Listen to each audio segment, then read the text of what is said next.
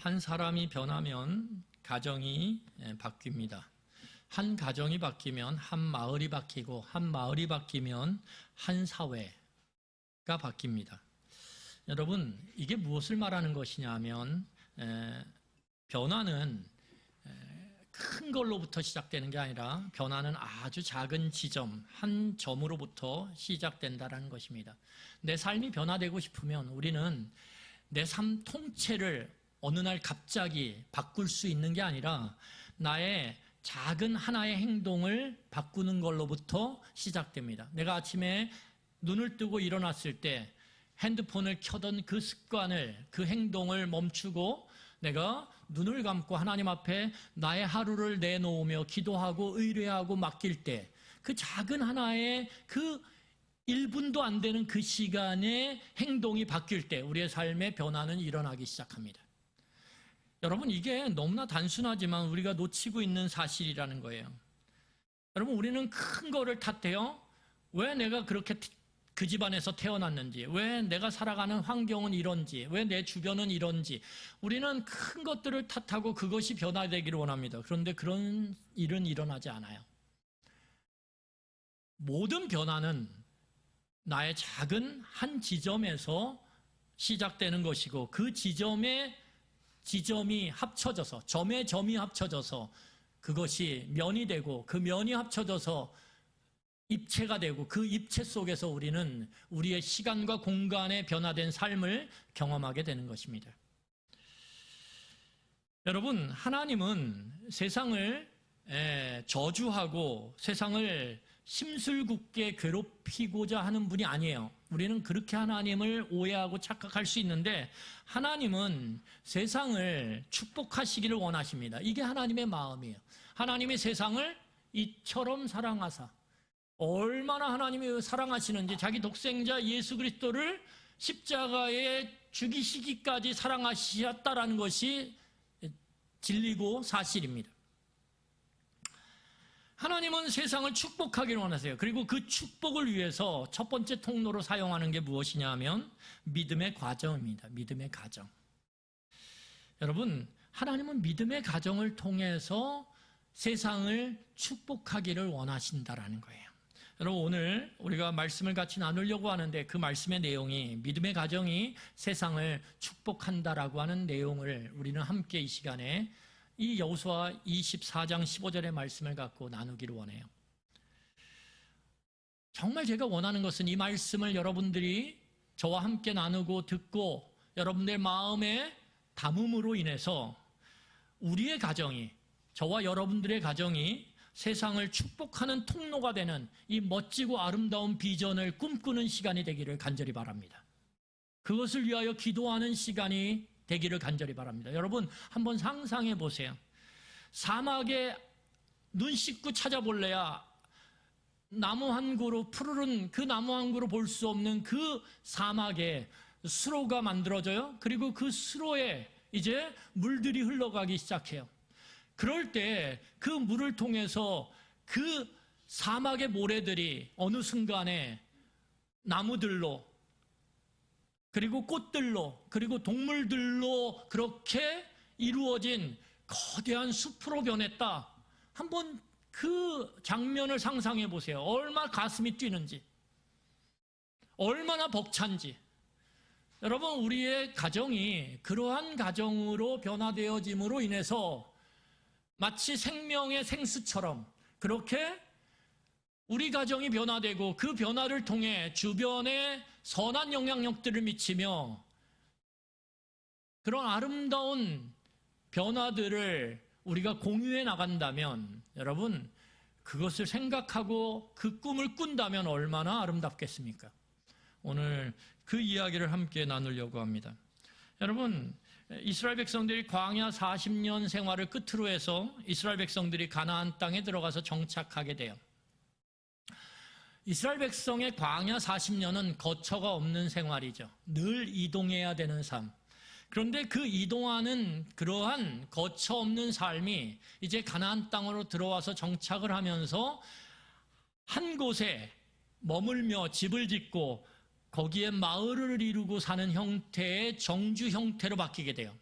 여러분, 정주한다라는 건 어떤 것을 의미하냐면 사람이 한 곳에 머무르기 시작하면 그때서부터 무엇이 일어나냐면 축척이 일어나요. 여러분, 사람이 한 곳에 머무를 때 축척이 일어나는 거예요. 그래서 4대 문명의 발상지라고 하는 그 곳에는 반드시 사람이 머물 수 있는, 그래서 머물므로 축척이 일어날 수 있는 조건이 필요한데 그 가장 중요한 조건이 무엇입니까? 물이 있어야 된다는 거예요. 그래서 4대 문명의 발상지는 반드시 큰 강을 끼고 있다는 거예요.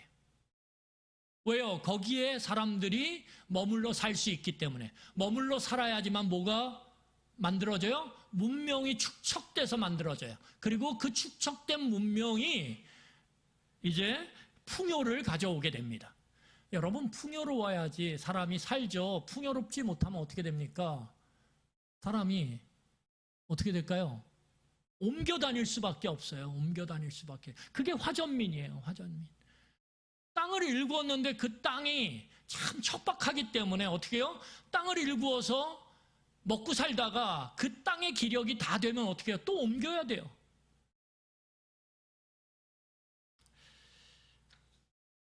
여러분, 그런데 문제는 뭐냐 하면 삶이라는 게 참 독특해서요. 정주하는 삶을 통해서 축척이 되고 그 축척을 통해서 누리는 풍요라는 것이 반드시 좋은 것만은 아니라는 거예요. 왜냐하면 이 풍요라고 하는 것, 그것은 이 세상에 하나님이 만드신 원리 가운데서 움직이게 돼 있어요. 그러니까 이 풍요라는 것이 좋지만 항상 하나님이 만드신 세상 가운데서는 어떤 원리가 있냐면 작용이 있으면 반작용이 있다라는 거예요. 이것은 하나님이 만드신 세상 가운데 담겨 있는 원리죠. 그러면 풍요라는 것이 좋지만 그 좋은 것이 작용되어질 때 반드시 그것에 대한 반작용이 일어난다라는 거예요. 여러분, 그 반작용이 무엇입니까? 이스라엘 백성이 가나안 땅에서 풍요를 누리면 누릴수록 그들이 하나님의 백성으로서의 정체성이 점점 희미해지고 사라지기 시작했다라는 거예요. 왜요? 엄청난 압력을 받기 시작했거든요. 여러분, 압력이라고 하는 것은 무엇입니까? 변형을 시켜버려요. 왜곡을 시켜버리고 모든 것을 부셔버립니다. 이 풍요라는 것이 참 좋은데 풍요가 커지면 커질수록 그들이 받는 반작용, 압력이 세지는 거예요. 그 세상의 압력이 세지면 세질수록 그들을 여기까지 이끌었던, 그들을 출애굽시켜서 광야의 40년을 거쳐서 여기까지 이끌었던 그 하나님 백성으로서의 정체성이 옅어지고 희미해지기 시작했다라는 거예요. 여러분, 이 이스라엘 백성이요, 어떤 압력을 받냐 하면 첫 번째 압력이요, 이 가나안 땅에 들어가서 풍요를 누리면서 그들이 더 많은 풍요를 추구하기 시작했어요. 이게 문제죠. 풍요를 우리가 얻는 건 좋은 거예요. 그걸 누리는 것도 좋은 거예요. 그런데 이들이 가나안 땅에 들어가면서 압력을 받게 되는데 풍요를 누리니까 더라고 하는 더 많은 풍요를 그들이 추구하기 시작했다는 거예요. 여러분, 입맛도 그렇죠? 여러분, 우리가 입맛도 이게 좋은 걸 먹기 시작하면 어떻게 돼요? 나쁜 걸 그 다음 못 먹어요. 더 좋은 거. 그렇죠? 그래요, 우리의 입맛이. 여러분, 호텔 뷔페를 먹다가 쿠쿠 못 갑니다. 물론 갈 수도 있죠. 입맛이라는 게 그거예요. 더. 그런데 그 입맛과 비슷하게 돈맛도 어때요? 비슷해요. 희한하게 아이들 세뱃돈 줄 때 보면요, 이 10,000원만 있을 땐 참 좋았는데 50,000원이 생긴 다음에 애들이 10,000원 보기를 돌처럼 여겨요. 그래서 명절이 오는 게 너무 겁나요, 저는. 왜요? 아이들이 돈맛을 보기 시작한 거예요. 파란 거에서 노란 것을 맛보기 시작하니까 그 다음부터 파란 것이 전혀 눈에 들어오질 않아요. 입맛처럼 돈맛도 그렇다라는 거예요. 더. 여러분, 사람이 살아가면서요, 욕심이 있고 욕망이 있다라는 건 우리가 부정할 수가 없어요. 그래서 이 불교에서 말하는 해탈이라는 것이 얼마나 부질없는 일인지 여러분 우리는 우리의 실존적인 모습을 통해서 바라봐야 돼요. 어떤 인간도 이 땅에 숨을 쉬며 살면서 이 땅에 발을 붙이고 살면서 욕심과 욕망으로부터 자유케 된다? 그런 일은 없어요. 여러분 지금 숨이 꼬깍꼬깍 넘어가는 그 호스피스 병동에 계신 어른한테 한번 마지막 말을 할 수 있을 때 여쭤보세요. 더 살기를 원하세요? 그러면 반드시 100의 100은 더 살기를 원하죠. 여러분 욕망이라는 건, 욕심이라는 건 아무리 애써도 없앨 수가 없어요. 중요한 건 무엇입니까? 없애는 게 아니라 그것을 통제하는 게 중요한 거예요. 그것을 다스리는 것, 그것을 조절하는 것, 그것이 중요한 거예요. 그래서 여러분 우리에게 하나님께서 주신 특별한 은혜가 무엇입니까? 그 욕망과 욕심을 조절하고 통제하고 다스릴 수 있는 수단을 주셨다는 거예요. 그 수단이 무엇입니까? 말씀과 기도예요. 말씀과 기도라고 하는 이 특별한 것들, 하나님의 백성에게만 주신 이것을 통해서 우리가 우리의 욕심과 욕망이 우리를 죄로, 우리를 멸망으로 이끌지 않도록 조절하고 그것을 통제하고 다스리도록 만든다라는 거예요.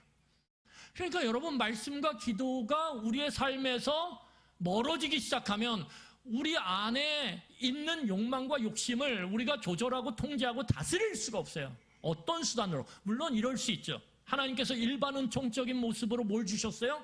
좋은 말들, 격언들, 좋은 책들, 이런 것들을 주셨어요. 그래서 사람들이 책을 읽고 좋은 말들을 들으면 우리 안에 있는 욕심과 욕망을 잠시는 조절하고 통제할 수 있는 것 같아요. 하지만 그렇게 하기에는 이 인간의 말들, 이 일반 은총적으로 주어진 이 책에 있는 그 문구들이 너무나 빈약하고 약하다라는 거예요.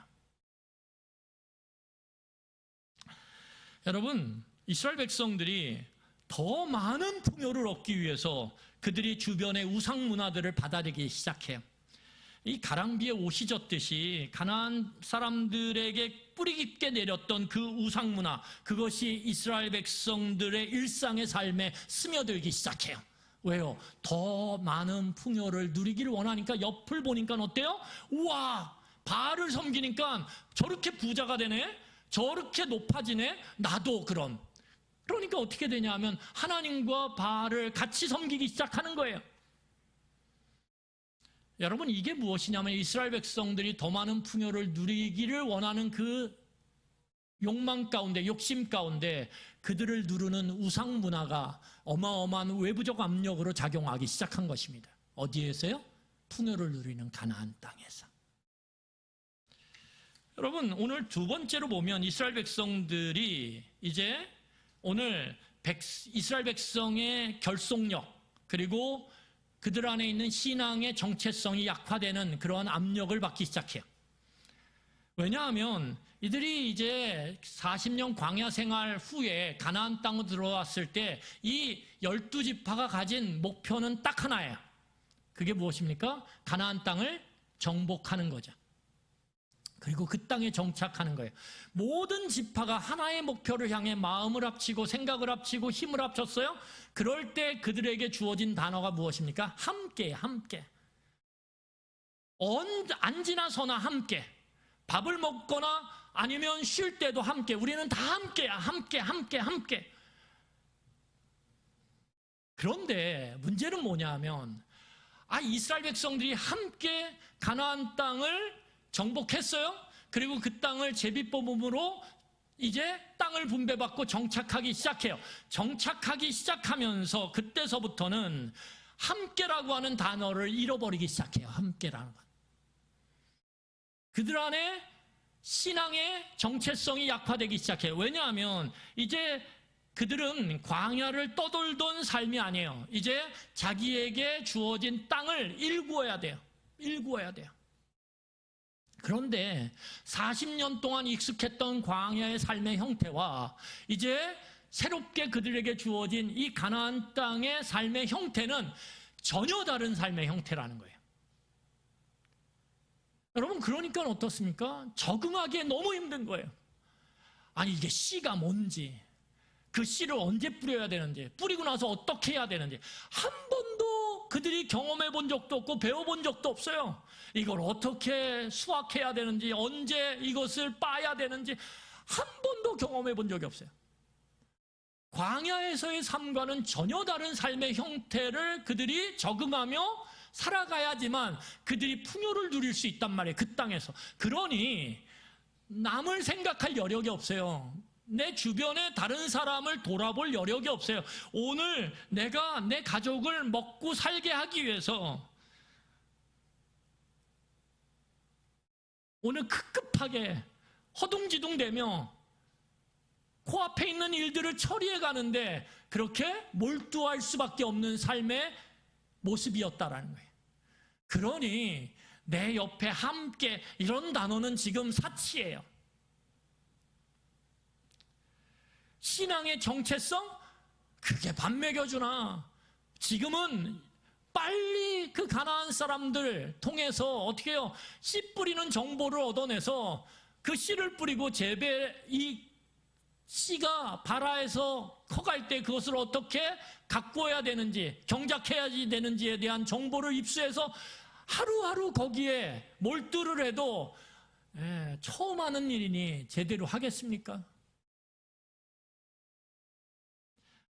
이처럼 이스라엘 백성들은 가나안의 우상 문화의 외부적 압력과 그들 안에 결속력이 약해지고 그들 안에 신앙의 정체성이 약화되는 내부의 압력 가운데 그들은 오늘 버거운 삶을 살아가고 있었다라는 거예요. 외부의 압력과 내부의 압력. 그런데 오늘 성경을 보면 이 내부와 외부의 강력한 압력이 이스라엘 백성들을 짓누를 때 이스라엘 백성들의 그 신앙을 질식시킬 수 있는 마지막 압력이 주어져요. 여러분 그 주짓수라고 하는 그 남미에서 이렇게 널리 퍼져 있는 그러한 무술이 있어요. 그런데 이 주짓수 무술 중에 뭐가 있냐면 초크라는 게 있습니다. 초크. 그래서 이 초크라는 게 목을 조르는 거예요. 팔로. 내 팔로 상대방의 목을 조르는데 그렇게 되면 호흡이 불가능해지면서 이 뇌에 산소가 공급이 안 돼요. 그러면 어떻게 되냐면 순간 기절을 해요. 질식을 해서. 마치 그것처럼 이스라엘 백성들이 내부와 외부의 그 압력 속에서 지금 질식되고 있는 상황에서 마지막으로 이 초크, 이스라엘 백성에게 그 숨통을 아예 끊어버릴 만큼의 강력한 그러한 압력이 주어져요. 그 압력이 무엇이냐면 우리 여호수아 23장 1절을 보세요. 23장 1절 함께 읽도록 하겠습니다. 같이 읽겠습니다. 여호와께서 주위의 모든 원수들로부터 이스라엘을 쉬게 하신 지 오랜 후에 여호수아가 나이 많아 늙은지라. 거기 뭐라고 얘기하냐면 여호와께서 주위의 모든 원수들로부터 이스라엘을 쉬게 하신 지 오랜 후에 여호수아가 나이가 많아 늙은지라. 이 나이가 많아 늙은지라 이게 성경에서 쓰이는 관용구예요. 이게 뭐예요? 이제 죽을 때가 다 됐다 이 말이에요. 이 세상을 떠날 때가 가까이 왔다 그 의미를 담고 있는 관용구란 말이에요. 여러분 이스라엘 백성의 신앙을 질식시킬 그들의 정체성을 아예 삭제해버릴 그 세 번째 압력이 무엇입니까? 여호수아의 부재죠. 여호수아는 이스라엘 백성을 40년 동안 모세 옆에서 부관으로서 두 번째 지도자로서 이스라엘 백성들을 이끌었고 이제 모세의 부재 가운데서 이스라엘 백성의 첫 번째 지도자가 돼서 이스라엘 백성들을 데리고 요단강을 건너서 이 가나안 정복 전쟁을 진두지휘했던 사람이에요. 쉽게 말하면 이스라엘 백성의 정신적 지주, 기둥이죠. 이 기둥과 같은 여호수아가 뭘 제시하는 것입니까? 이스라엘 백성이 나아갈 방향을 제시하는 사람이에요. 그런데 그 방향을 제시하는 사람이 오늘 사라지게 된 거예요. 그러면 어떻게 되겠어요? 그들이 어떻게 살아가야 되는지, 어떻게 하나님을 섬겨야 되는지 그런 것들이 송두리째 다 폐기 처분될 위기에 지금 처한 거죠. 여러분 이 세 가지의 압력 가운데 이스라엘 백성이 지금 신앙이 질식될 그러한 상태에 이르러요. 여러분, 이것이 얼마나 위험한 것이냐면 그들이 누렸던 그 풍요를 송두리째 빼앗을 수 있는 위기거든요. 자, 우리 여호수아 23장 16절 보세요. 자, 23절 16절, 우리 23장 16절 같이 읽겠습니다.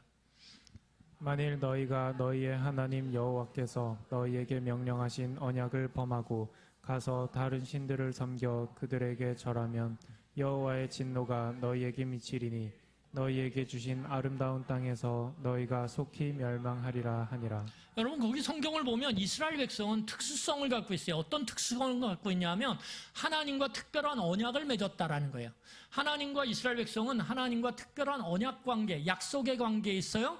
그 약속의 관계 속에서 그 약속을 어기면 하나님은 반드시 이스라엘 백성의 일상의 삶 가운데 하나님은 어떻게 해요? 오늘 진노하셔서 그들을 멸망의 길로 끌고 가신다라는 거예요. 이게 하나님과 이스라엘 백성이 맺은 특별한 약속이에요.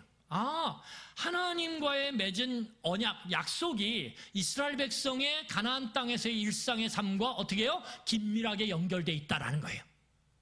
그런데 이스라엘 백성이 이 세 가지의 압력 가운데, 내부와 외부, 그리고 이 여호수아의 부재로 인해 생기는 이 세 가지의 압력 가운데 그들의 신앙이 옅어지고 폐기 처분에 이르게 되면 그들은 반드시 이 가나안 땅의 일상의 삶 가운데서 누리던 풍요를 누릴 수 있어요, 없어요?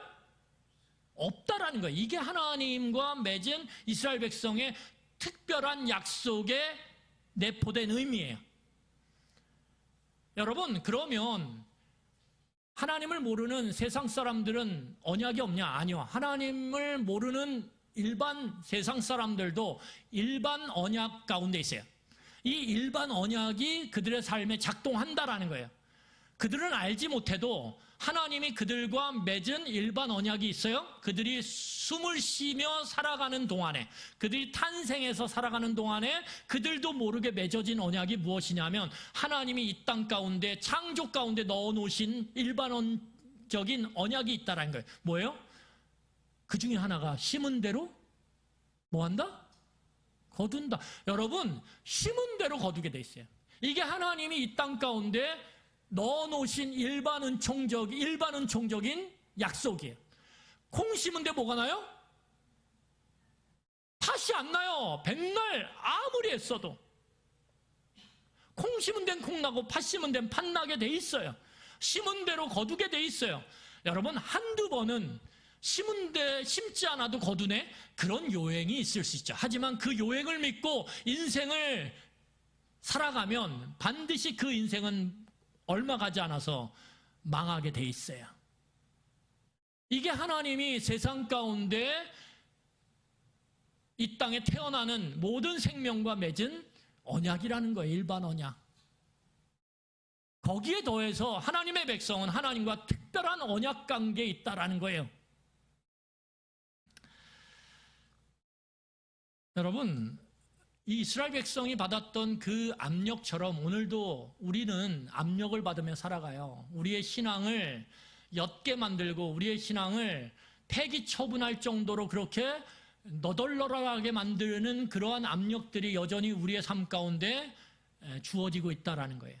뭘까요? 여러분, 여러 압력들이 있지만 대표적으로 혼합주의예요. 혼합주의가 뭡니까? 섞는 거죠. 다른 종교, 다른 신념, 다른 문화와 이 기독교를 섞는 거예요. 하나님을 섞는 거예요. 여러분, 레위기에서 하나님이 섞지 말라라고 계속 반복적으로 말씀하세요. 왜 그 말씀을 하냐면, 그러면 혼방하지 말라. 그럼 우린 다 혼방 입고 있는데요. 어떻게 해요? 그게 아니에요. 하나님이 그 섞지 말라라고 하는 그 레위기의 말씀을 통해서 가르치고 싶었던 게 뭐냐면, 너의 삶 속에 하나님 외에 다른 가치, 다른 문화, 다른 생각들을 합쳐버리고 섞여버리면 어떻게 돼요? 반드시 왜곡된다라는 거예요. 변형된다라는 거예요. 여러분, 이 섞임이라는 것이요, 맛을 변하게 만들어요. 섞였는데 맛이 안 변한다. 그런 거 보셨어요? 섞이면 맛이 변해요. 변형이 돼요. 왜곡이 돼요. 여러분, 일본에 기독교가 있어요. 일본의 기독교는 정말 숨만 쉬면서 살아갑니다. 굉장히 약해요. 왜 약하냐면 이유가 있어요. 여러분, 일본의 기독교가 전파된 이후에 17세기부터 19세기, 다시 말해서 1600년부터 1800년, 이 메이지 유신이라고 하는데 일본이 송두리째 바뀌는 문화 대혁명이에요. 쉽게 말하면 일본 사회에 벌어진 이 메이지 유신까지 약 200년 동안 이 일본의 기독교가 엄청난 박해를 받아요. 엄청난 압력을 받는 거죠. 그런데 이 박해 가운데서 살아남기 위해서 그들이 변형을 해요. 섞어버려요. 뭐와 섞냐면 일본 불교와 이 기독교를 섞어버려요. 그걸 뭐라 그러냐면 기꾸레 기시리탄이라고 불러요. 기꾸레 기시리탄. 이게 일본 말인데 기꾸레 기시리탄. 이게 뭐냐면 섞인 기독교, 숨은 기독교 이런 말이에요. 성도들이 숨어버렸어요. 기독교가 숨어버렸어요. 어디로 숨어버렸냐면 불교로 숨어버렸어요. 불교는 탄압을 안 받았거든요. 그러니까 모양은 뭐예요? 불교의 형태를 띄어요. 그 속에 있는 내용은 뭐예요? 기독교예요. 그래서 200년 동안이나 되는 이 핍박을 피해냈어요. 하지만 어떻게 됐습니까? 이 섞임으로 인해서 이게 기독교인지 아닌지가 분간이 안 돼요. 그 안에 왜곡과 변형이 일어나 버렸어요. 그래서 하나님을 향한 열정, 하나님을 향한 그 마음이 찾아볼래야 찾아볼 수 없을 만큼 희미해졌다라는 거예요. 여러분, 두 번째로 오늘 성경, 그러면 이 혼합주의가 우리의 삶 가운데 어떻게 나타나요? 신앙 안에 세속적 가치가 들어와 버렸어요. 신앙 안에, 우리의 신앙 안에 세속적 가치가 들어왔어요. 성공, 물질, 인기, 부, 이걸 강조하는 생각과 문화가 들어와 버렸어요. 그러니까 어떻게 되냐면 이 섞임이 작동을 하면서 기독교가 변화되기 시작한 거예요. 변질되기 시작하고 왜곡되기 시작한 거죠. 여러분, 하나님을 믿는다고 자부하면서도 뭐가 성도들 안에 들어왔어요? 점 보는 거, 풍수지리를 의지하는 거. 이게 들어와 버리니까 어떻게 되냐면 기독교가 변질되고 왜곡되고 바뀌어버렸어요. 그럼 두 번째가 무엇이냐면 상대주의입니다.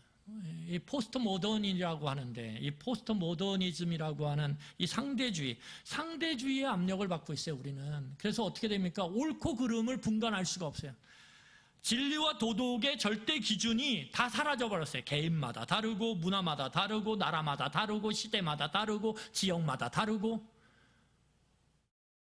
누군가가 성경이 절대 진리라고 말하면 시대에 뒤떨어졌구만, 참 고리타분하구만, 꼰대구만, 이렇게 손가락질하고 평가절하하는 시대를 우리는 살아간단 말이에요. 어느 곳에도 절대적인 진리가 부정되어지고 신앙과 도덕의 기준들이 다 무너지고 있어요. 각자 소견에 옳은 대로 살아가는. 너는 그렇게 살아? 나는 이렇게 살게. 너는 그렇게 판단했어? 나는 이렇게 판단할게. 이게 세련됨이에요. 그래서 우리는 성경의 진리를 배우고 알매도 불구하고 그것을 말하고 주장하지 못해요.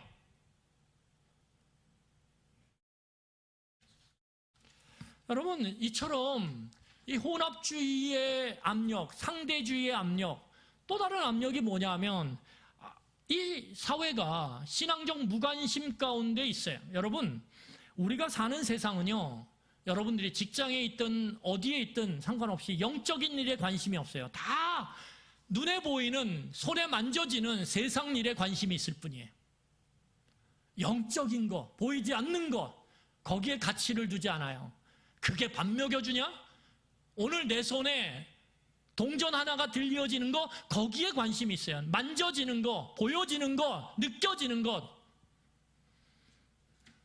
그게 무엇입니까? 그게 바로 신앙의 무관심을 우리로 하여금 갖게 만들었어요. 그런 사회에 살면서 우리는 자연스럽게 눈에 보이지 않는 믿음 생활에 대한 열정, 눈에 보이지 않는 믿음 생활에 대한 진지함을 우리는 잃어버린 채 살기 시작했다라는 거예요. 그렇게 살아도 별로 그렇게 꺼리낌이 없어요.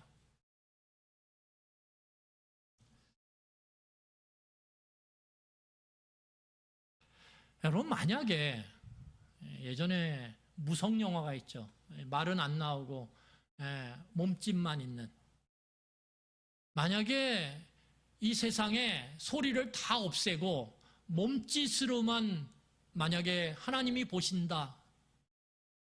그렇게 상상을 해보면 하나님이 말이 없이 소리가 다 꺼진 상태에서 여러분과 여러분 주변에 하나님을 알지 못하는 사람들의 삶을 하나님이 지켜보실 때 차이가 있을까요?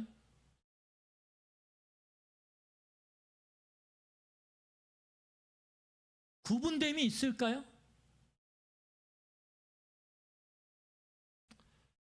우리는 한번 그 문제를 심각하게 고민해 봐야 돼요. 왜냐하면 우리는 신앙적 무관심 세상 속에서 살고 있기 때문에 우리 안에 어느덧 하나님에 대한 열정도 하나님에 대한 진지함도 옅어졌거든요. 우리도 신앙적 무관심 가운데 살고 있진 않은지 우리는 다시 한번 물어야 돼요. 소리가 들려지지 않을 때 하나님이 나의 모습만을 보며 야, 너는 정말 믿음의 사람이구나, 그렇게 하나님이 판단하실 수 있는지. 여러분, 오늘 이렇게 압력 가운데 있는 그러한 이스라엘 백성들에게, 하나님의 백성들에게 이 여호수아가 죽기 전에 신앙의 방향을 제시해요. 우리 24장 15절입니다. 같이 읽고 말씀을 마무리하도록 하겠습니다. 24장 15절 같이 읽겠습니다. 마지막으로 제시하는 방향이에요. 같이 읽겠습니다. 시작. 만일 여호와를 섬기는 것이 너희에게 좋지 않게 보이거든 너희 조상들이 강 저쪽에서 섬기던 신들이든지 또는 너희가 거주하는 땅에 있는 아모리 족속의 신들이든지 너희가 섬길 자를 오늘 택하라. 오직 나와 내 집은 여호와를 섬기겠노라 하니. 여러분, 이 압력 가운데 신앙이 무너질 수밖에 없는 그 절체절명의 순간, 이 여호수아가 죽기 전에 제시하는 방향이 뭐냐면 선택하라는 거예요. 선택하라. 오늘 택하라. 이렇게 얘기해요. 오늘 여기서 택하라. 여러분, 신앙이라는 건요, 선택이에요. 선택. 신앙이 성장하고 그것이 완성돼서 열매를 맺는 건 한 번의 고백으로 되어지는 게 아니에요. 내가 하나님을 나의 구원자와 주님으로 영접합니다. 믿습니다. 나는 하나님만 섬기겠습니다. 이런 감동적인 고백으로 우리의 신앙이 자라고 성숙해서 열매를 맺는 게 아니라는 거예요. 불가능하다라는 거예요. 여러분, 정말 사랑이요, 한 번의 그 감동적인 이벤트와 고백으로 정말 사랑이 죽음을 이기는 사랑으로 그렇게 성숙하고 열매를 맺는 그런 결과를 만들어낼 수 있을까요? 아니요, 없어요. 없어요. 한 번의 고백, 한 번의 이벤트는 결코 우리의 신앙을 견고하게 이 세상의 압력, 그 혼합주의 압력, 상대주의 압력, 이 신앙의 무관심의 압력을 이겨내고 믿음을 지키게 만들 수 없다라는 거예요. 고백은 우리의 신앙을, 하나님을 향한 사랑을 지켜낼 수 있는 그 힘은 어디서 생기냐면 매일매일의 선택을 통해서 주어지는 거예요. 매일매일의 선택. 매일 아침에 눈을 떠서 밤에 눈을 감을 때까지 반복적이고 의식하며 선택하는 그 선택을 통해서, 반복적이고 의식하며 선택하는 그 선택을 통해서 우리의 신앙은 자라고 열매를 맺는 거예요. 어떻게 해요? 기도할 것인가? 지금 내가 기도를 미룰 것인가? 내가 성경을 볼 것인가? 성경을 접고 핸드폰을 볼 것인가? 내가 오늘 사랑할 것인가? 용서할 것인가? 아니면 지금 화를 내고 분노할 것인가? 내가 지금 나에게 불이익이 찾아와도 진실을 말할 것인가? 아니면 내 이익 때문에 침묵하고 모른 척하고 그냥 넘어갈 것인가? 여러분, 우리에게 주어지는 매일매일의 선택 가운데 우리가 하나님의 뜻을 묻고 그 뜻에 우리의 선택을 결단할 때 우리의 신앙은 그 속에서 하나님을 경험하고 하나님의 일하심을 경험하고 하나님의 은혜를 경험함으로 신앙이 자라가는 거예요. 오늘 여호수아가 이스라엘 백성들에게 그 말을 하고 있는 거예요. 신앙은 한 번의 고백으로 이루어지는 게 아니라 매일매일 그 사소한 그 갈림길 앞에서 너희들이 어떤 선택을 하느냐에 따라 너의 신앙이 온전해진다라고 이야기하는 거예요. 여러분, 그래서 예수님께서 뭐라고 말씀하셨습니까? 누가복음 9장 23절에 보면 이렇게 말씀하셨어요. 날마다 자기 십자가를 지고 나를 따르라. 날마다, 매일매일 반복적으로 나의 십자가를 지고, 십자가가 무엇입니까? 하나님의 뜻이죠. 하나님의 뜻을 선택하는 그 매일매일의 삶을 통해서 우리가 걸어갈 때 그 끝에 무엇이 있습니까? 부활의 열매가 있는 거예요. 부활의 열매가. 여러분, 두 번째로 오늘 이 여호수아가 그 세 가지 압력 가운데 신앙을 지킬 수 있는 두 번째 전략으로 제시한 게 무엇이냐면 가정이에요. 가정. 여러분, 교회 공동체는요, 신앙의 성장, 성숙을 돕는 데 있어서 매우 중요한 훈련의 장소예요. 그런데 진짜 신앙을 자라게 만드는 것은 교회보다 더 중요한 게 뭐예요? 가정이에요. 가정이에요. 왜냐하면 교회에서는 척할 수 있어요. 척할 수 있어요. 교회에서는 나의 가짜 모습 얼마든지 보여줄 수 있어요. 그런데 가정에서는요, 나의 가짜 모습을 보여줄래야 보여줄 수가 없어요. 내 진짜 모습만 보이게 돼요, 가정에서. 여러분, 제가 진짜 우스갯소리로 여기서 이야기하면 안 되지만 이야기할게요. 교회에서는 방귀 안 뀌는 사람처럼 살아갈 수 있어요. 근데 가정에서는 그렇게 살아갈 수 있어요, 없어요? 대답해 보세요. 없어요, 없어요. 내 있는 모습 그대로를 드러낼 수밖에 없는 게 가정이에요. 여러분, 신앙은 언제 자라냐면 내 진짜 모습이 드러날 때, 내 상처와 내 아픔과 내 어려움이 드러날 때 거기에 진짜 하나님의 일하심, 하나님의 만지심, 하나님의 돌보심을 경험하게 되고, 그럴 때 신앙이 자라는 거예요. 여러분, 그래서 우리가 마당 모임을 하는 이유가 거기에 있어요. 마당 모임을 통해서 나를 솔직하게 드러내고, 내 아픔을 드러내고, 내 상처를 드러내고, 내 고민을 드러내고, 그럴 때 공동체가 함께 중보하며 기도하는 그 가운데 하나님이 역사하시는 거예요. 그 하나님의 역사를 통해 우리는 하나님을 경험하게 되는 거고, 그럴 때 신앙이 점프업, 성장하는 거예요. 피상적인 신앙은, 척하는 신앙은, 바리새인과 같은 신앙은 절대 신앙의 성숙과 성장이 일어나지 않아요. 그래서 가정이 신앙이 실질적으로 자라는 데 있어서 아주 중요한 훈련의 장소라는 거예요. 여러분, 우리가 부모로서 자녀에게 보여주는 기도의 모습, 그 솔직한 기도의 모습, 하나님 너무 힘들어요, 지금 살아갈 힘이 없어요 라고 기도하는 그 간절한 기도의 솔직한 모습, 말씀을 나누고 살아내는 모습, 사랑과 용서를 구하고 하는 그 대화와 몸짓들, 이런 구체적이고 솔직하고 진솔한 모습을 통해서 우리는 마치 강력한 복음이 우리에게 임하여서 우리를 변화시키는 것과 같은 변화를 경험하게 되는 거예요. 여러분, 정말 강력한 복음은요, 가정에서 경험할 수 있어요. 오늘 가정에서 신앙이 성숙하고 성장할 때 교회 공동체가 살아요. 교회 공동체가 살 때 세상을 바꾸는 것입니다.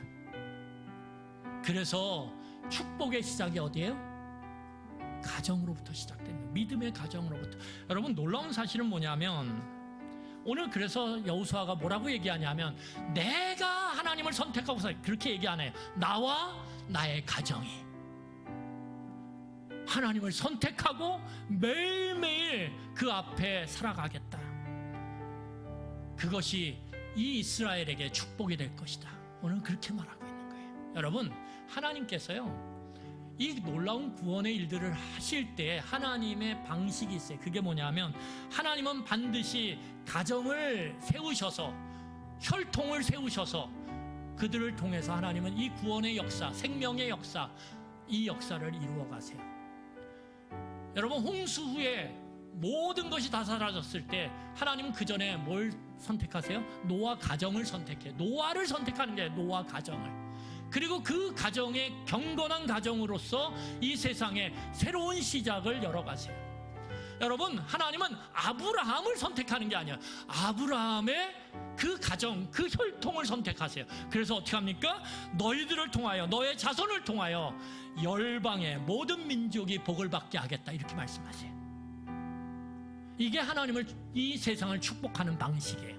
나와 내 가정을 통하여. 이게 사명이에요. 우리 이 시간에 같이 기도했으면 좋겠습니다. 같이 기도했으면 좋겠습니다.